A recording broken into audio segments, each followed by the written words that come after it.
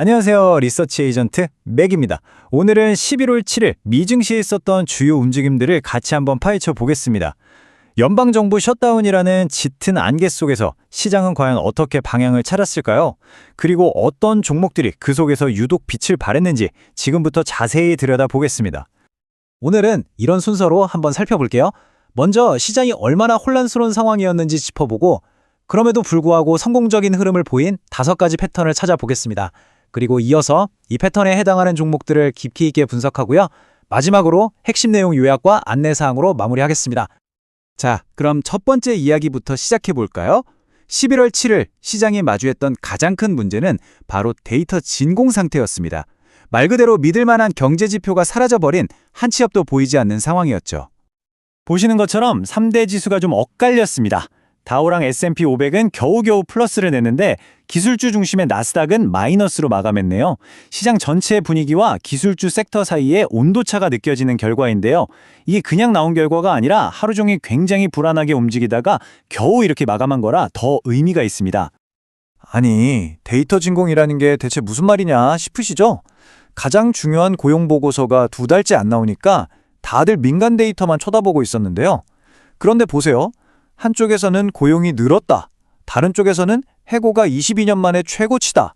완전 정반대 신호를 보내고 있잖아요. 이러니 투자자들은 그야말로 캄캄한 동굴 속에서 벽을 더듬는 심정이었을 겁니다. 더 심각한 건 이런 불확실성이 이제는 진짜 우리 경제에 영향을 주기 시작했다는 겁니다. 소비자 심리가 3년 만에 최저로 곤두박질 쳤고요.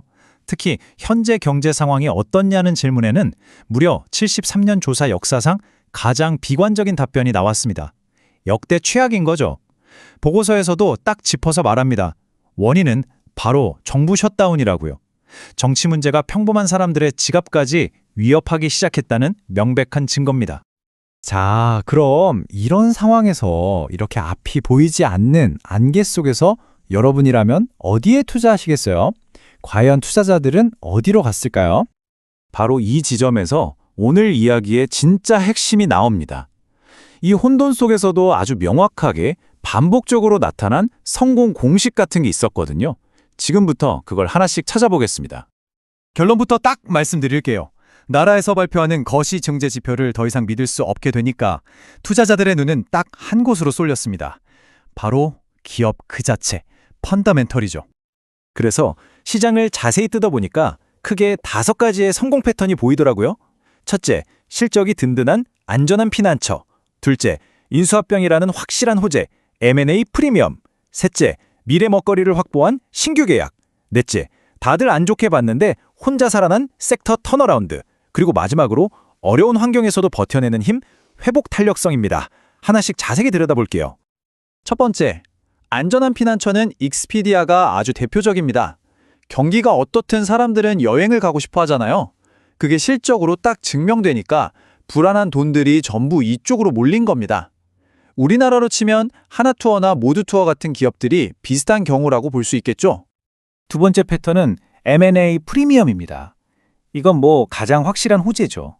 걸프 아일랜드라는 회사가 다른 회사에 현금으로 인수된다는 소식 하나만으로 주가가 폭등했어요. 시장이 좋든 나쁘든 상관없이 기업 가치를 한 번에 인정받는 가장 확실한 방법 중 하나입니다. 세 번째는 확보된 미래 패턴입니다. 인바이언멘털 텍토닉스라는 회사가 대규모 신규 계약을 따냈어요. 이게 왜 중요하냐면 앞으로 이만큼은 확실히 벌 수 있다는 보증수표나 마찬가지거든요. 모든 게 불확실할 때 이런 확실함은 정말 빛을 발합니다. 우리나라에서는 현대로템처럼 수주산업에 있는 기업들이 여기에 해당되겠네요. 네 번째, 섹터 턴어라운드입니다. 이건 정말 의외의 한방이었죠. 홈트레이닝 기구 만드는 펠로톤. 다들 이제 끝났다고 생각했는데 갑자기 훅자를 냈습니다. 이 산업 아직 안 죽었네? 하는 신호를 시장에 강하게 준 거죠. 국내에서는 인바디 같은 스마트 헬스케어 기업들이 비슷한 테마로 묶일 수 있겠습니다. 마지막 5번째는 회복 탄력성입니다. 리튬 만드는 앨범알이라는 회사인데 원자재인 리튬 가격은 막 떨어지고 있었거든요. 그러니까 업황이 최악인 거죠.